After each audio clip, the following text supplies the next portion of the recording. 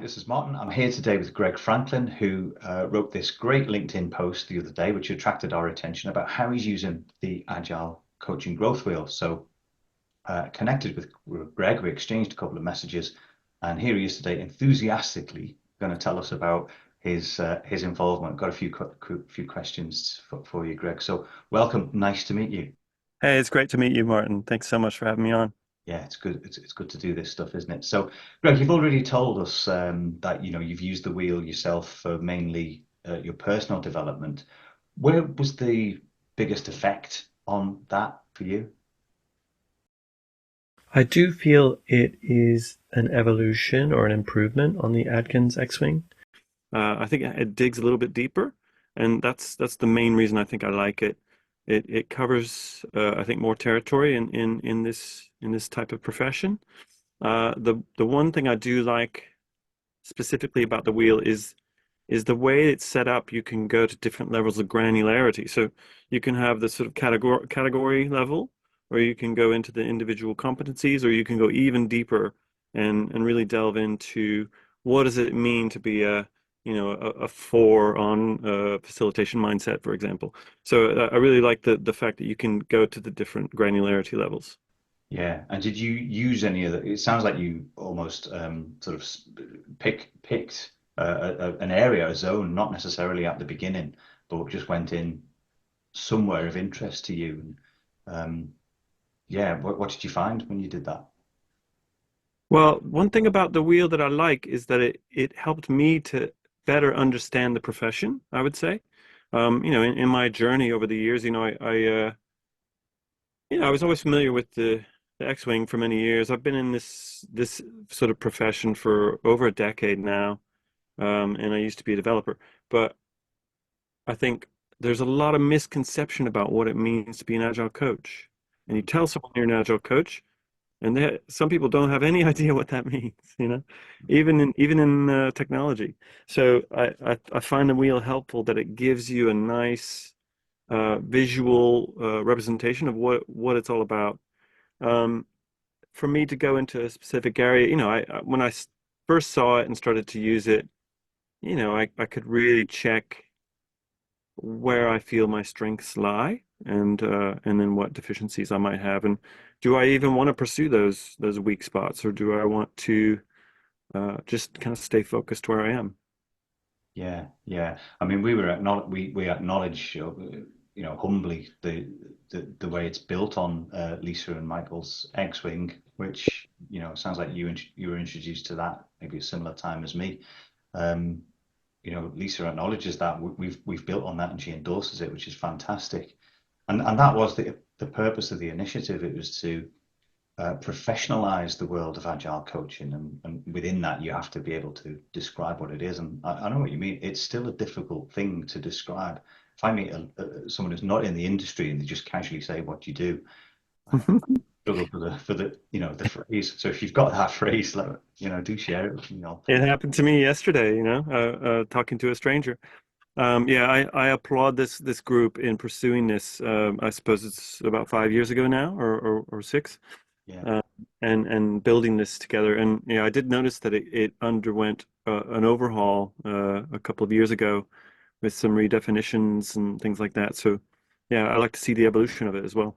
Yeah, because it sounds like you were one of the early users. I mean, you mentioned in your email it was 2019. And I look back and it made an appearance into the best agile articles of 2019 there. And I looked I think for me it was word of mouth, right? So at it. Yeah. I know a couple of the members on the committee. I've been quite an active member of the Agile community in London, Mm. and we have these frequent professional breakfasts and things. Over the especially pre-pandemic, it was quite active. So I definitely knew a couple of the authors, if you will.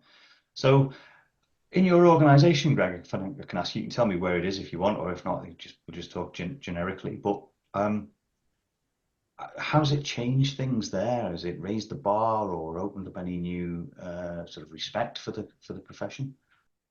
We haven't used it a lot in this agency. So I work for an agency called Reason, which is a part of a family of agencies called DCX, London-based. And we have our own little kind of corner of the organization, and we've made use of this to inform our area of the business. I think, but I would say that we've dialed up and dialed down certain aspects of it, just based on the areas that we need to focus on. We don't really technically do training, for example, right? But we do a lot of coaching and a lot of practitioner type stuff. Um, and uh, for the most part, I've used it for myself personally. So the most use I've made of it is to use it for myself and then to have conversations with my manager about not only where I'm strong and where I may need development, but also like what are my aspirations. So, and all of these things I think are fairly standard, and we as an organization can dial up or dial down the focus that we want to have. And so I think it does bring a very powerful impact to the conversation types of conversations we have Yeah. Yeah. in our practice area.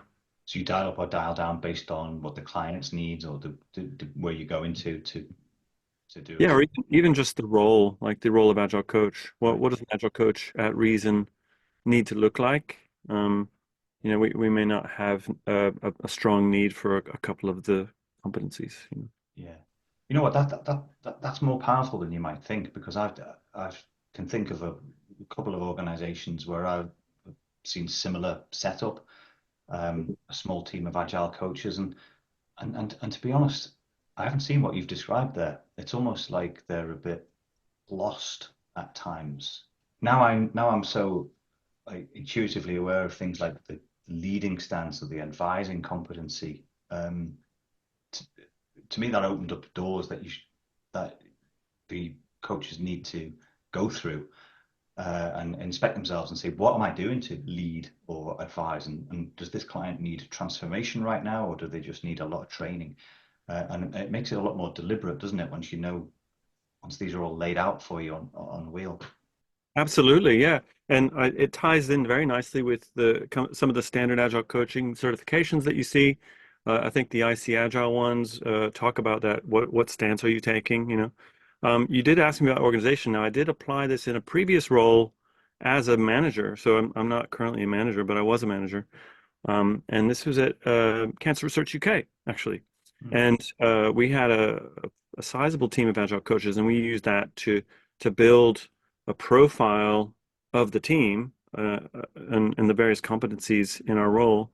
And that gave us a nice visual for the overall team, which I think was quite powerful. That's brilliant. That's kind of thing is exactly what it's for, is to help a team assess its strengths and weaknesses and what it needs in that organization at that time. That's really good to hear. Really, really good. That's pleasing. Yeah. Thank you. Good. Um, you've used it a lot about on yourself mainly to for your own growth. Is there anything you'd be prepared to sort of share a bit of a personal introspection on that? Now I personally have a need to see data visually, right? So I very quickly moved into Excel and created the kind of radar chart. That's what my article's about, right? Mm. So I made a sort of radar diagram, radar graph, and it creates a nice visual to show you where your strengths are, where your weaknesses are, and I added another dimension to it, which is the aspirational. So where do I want to be strong? Where do I want to be weak? So you immediately have this ability to have a very powerful conversation about setting goals, right? That sort of thing. For me, over the years, I think I was kind of weak I still am, I guess, weak in the kind of transformation and organizational type stuff, organization level stuff, which is, I'm on a journey with those things.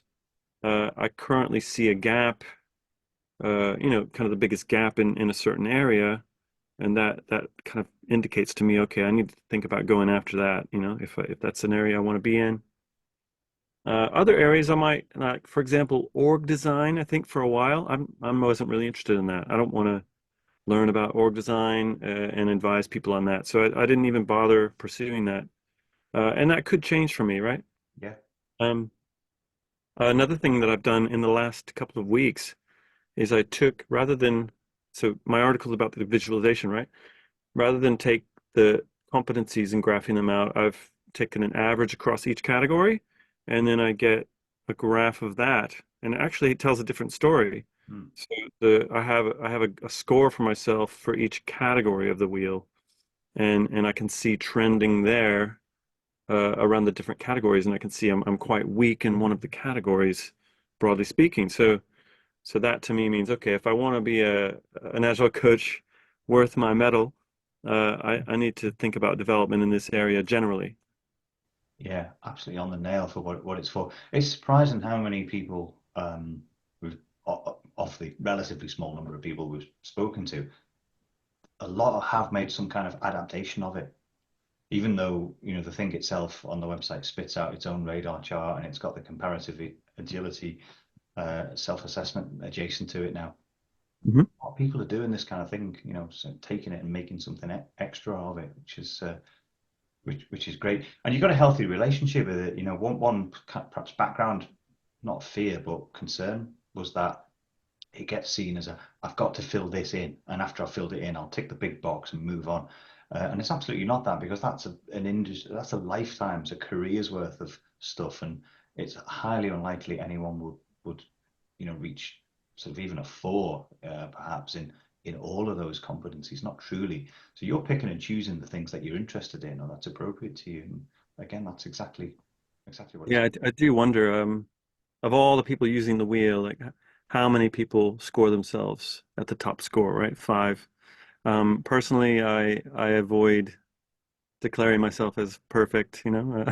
It's Yeah. the catalyst category, right? The top That's category. right.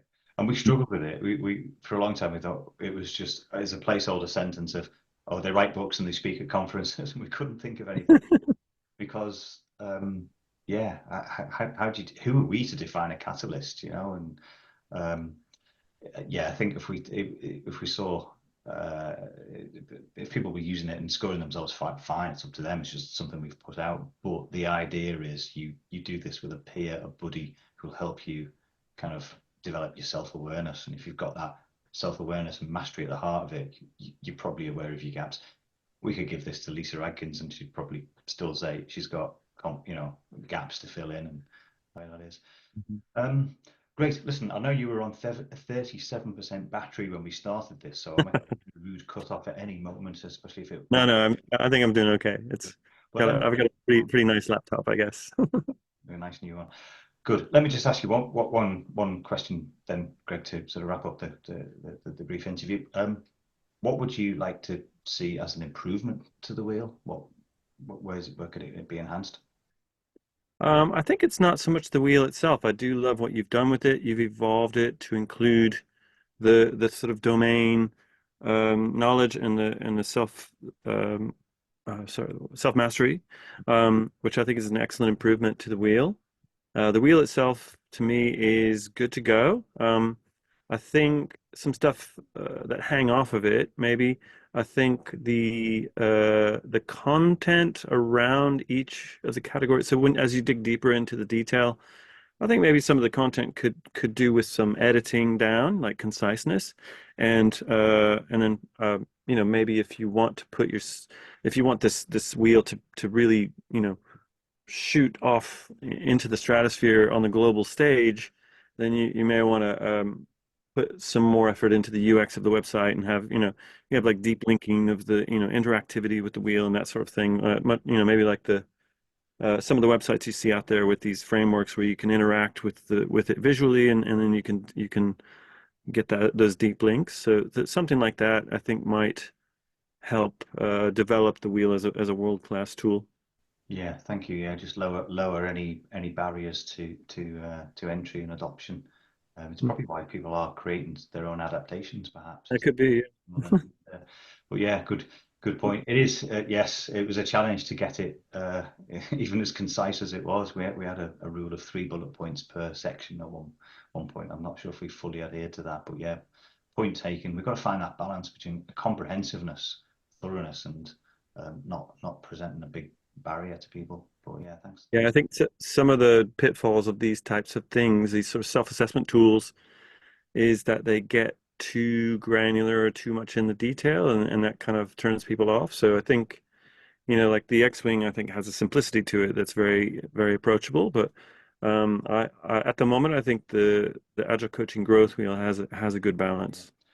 Okay, let's wrap it up there, Greg. Keep this fairly short for the folk watching. Great to hear your interpretation of it there. Some good use cases. I I think. love talking to you today, Martin. Thank you. Thanks for your time. I'll see you again.